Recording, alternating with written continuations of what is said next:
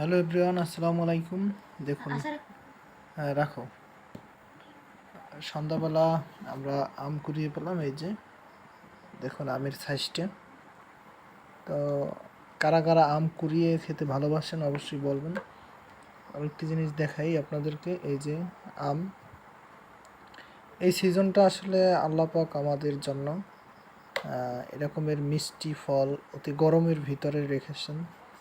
সে আম খেয়ে আসলে বুক ভরে যায় এবং মন ভরে যায়, এবং এটা খাওয়ার পরে আপনার পেটও ঠান্ডা হবে অবশ্য। তো এরকমের একটা পরিস্থিতি আমরা সন্ধ্যাবেলা পেলাম একদম। এবং আমাদের মাঝে রয়েছে আলিফ। এই আলিফকে তো অবশ্যই চেনেন আপনারা। আলিফ কিন্তু খুব ভালোভাবে আম কাটতে পারে। ছোলা আসলে এগুলো খাবা, ফালাও কেন সব? ছোলার ভিতরে আম আছে। তো এই দেখুন অনেকগুলো আম আসলে আমরা কিন্তু খাবো এখন।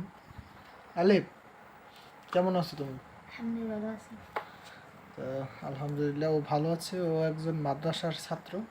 ওর জন্য সবাই দোয়া করবেন। আমার কাছে দিও ছোলার সাথে আম আছে। তো মাদ্রাসায় কিসে পড়ো তুমি কাকা? হ্যাঁ, ও হাফিজি পড়তেছে। ওর জন্য সকলে দোয়া করবেন। হাফিজির পরে আর কি মাওলানা পড়বে। তো ওর জন্য সকলে দোয়া করবেন। মাদ্রাসা কি বন্ধ তোমার? মাদ্রাসা বন্ধ। ওই যে দেখুন ও কিন্তু আম কাটতেছে। তো আমরা আসলে প্রতিভাবান ব্যক্তি, আসলে এরকম মাদ্রাসা হাজার হাজার রয়েছে। তার ভিতরে কিন্তু ওরও কিন্তু বেশ ভালো প্রতিভা রয়েছে। তো আমরা কি কি প্রতিভা আছে আজকে জানবো এই আম খেতে খেতে ওর কাছ থেকে। তো ওর প্রতিভা সম্পর্কে আমরা জানবো এবং দেখব। তালিব, তুমি একটা ছুড়ো বলতে কি প্রস্তুত? আলহামদুলিল্লাহ বলছে। এটা জোরে আর কি বলো, এটা ছুড়ো। হ্যাঁ, এই যখন আমি কাটার ফাঁকে আর কি। হ্যাঁ বলো। আউযু বিল্লাহি মিনাশ শাইতানির রাজিম। বিসমিল্লাহির রহমানির রহিম।